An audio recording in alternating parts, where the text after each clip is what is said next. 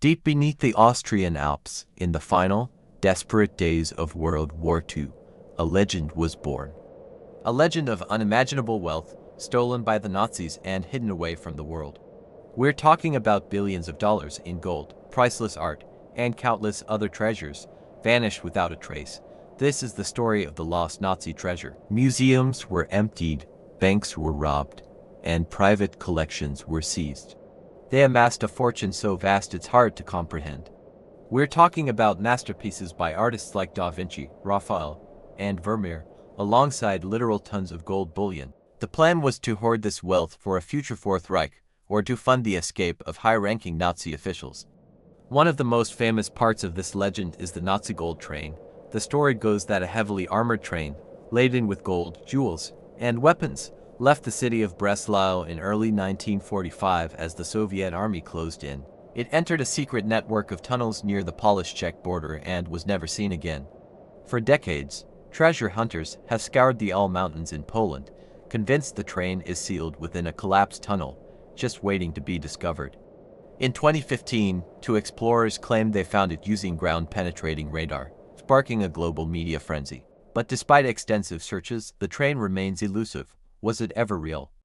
Or just a ghost story to distract from where the real treasure went? Then there's Lake Toplitz in Austria.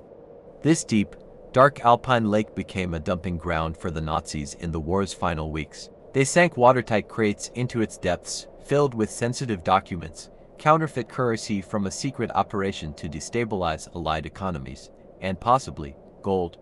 Divers have explored the lake for years, braving its frigid, dark waters and sunken logs. They found crates of fake British pounds and classified naval records, but the rumored gold remains a mystery, protected by the lake's treacherous conditions.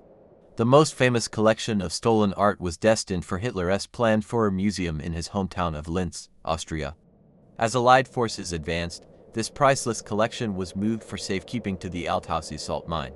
Imagine, deep underground, surrounded by salt, were thousands of masterpieces, including Michelangelo's Madonna of Bruges and Vermeer's The Astronomer.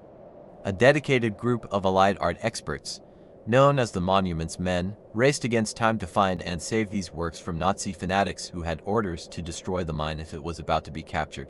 They succeeded in one of the greatest treasure hunts in history, but thousands of other artworks are still missing today. So, where is the rest of the treasure? Some historians believe much of it was smuggled out of Europe through Ratlins, escape routes for Nazis fleeing to South America. It is thought that this wealth helped former SS officers build new lives in places like Argentina and Brazil, funding their post-war existence.